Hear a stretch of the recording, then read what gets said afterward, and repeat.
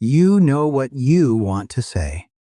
Until the argument begins, then your mind empties, your chest tightens, and language disappears. Your partner sees silence. Inside, it may feel more like being trapped. You are not choosing calm. You may be losing access to words under pressure. That reaction does not prove trauma, avoidance, or lack of love. It means your system may be reading conflict as threat.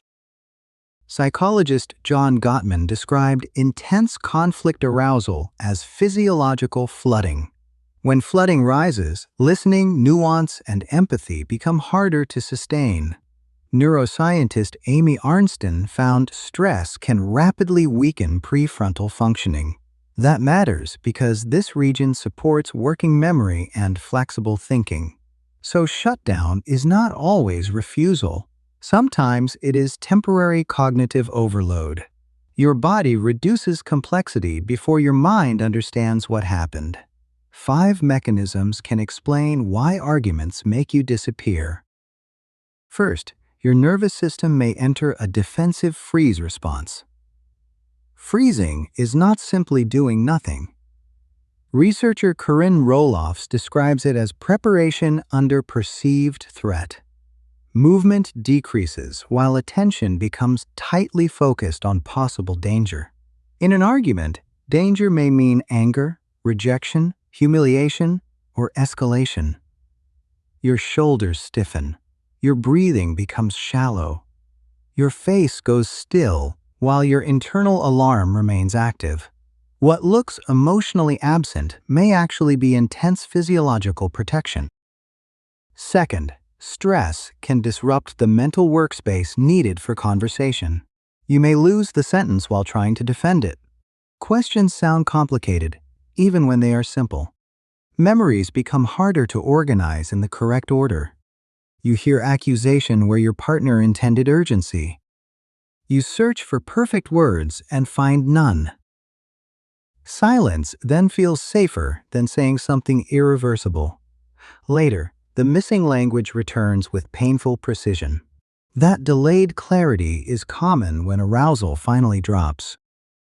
Third, shutting down may be a learned conflict strategy. Some people grew up where disagreement brought punishment, ridicule, or chaos. Others learned that emotions were ignored unless they stayed small.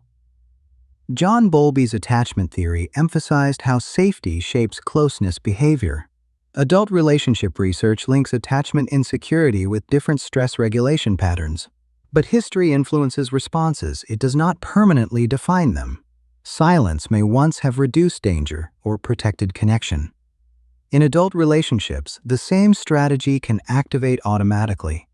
An old protection can survive after the original environment is gone. Fourth, shutdown often carries a hidden fear of making things worse. You may believe one wrong sentence will destroy the relationship. So you monitor every word instead of joining the conversation. Self-protection becomes self-erasure. Your needs remain present, but they become difficult to express. Shame may arrive before you can identify the original feeling. You stop arguing about the issue and start defending your worth. The conversation becomes a test you feel destined to fail. Withdrawal offers immediate relief while leaving the deeper fear untouched. Fifth, shutdown can create a painful demand-withdraw cycle. One person pursues answers because silence feels like abandonment. The other retreats because pursuit feels increasingly threatening. Each response intensifies the other person's alarm. Gottman and Robert Levinson linked high conflict arousal with relationship decline. The hidden cost is not only unresolved problems. Your partner may feel shut out while you feel emotionally cornered. Repeated often, both people begin protecting themselves from the relationship. The argument ends, but distance quietly continues afterward. Healing begins by treating shutdown as a signal, not a character flaw. Notice the earliest cues: numbness, pressure, confusion, or disappearing words. Say clearly, "I want to continue, but I need a pause." Add a specific return time, so space does not feel like abandonment. During the break, calm your body instead of rehearsing your defense. Slow breathing can support autonomic regulation and help lower arousal. Then name one feeling, one need, and one concrete request.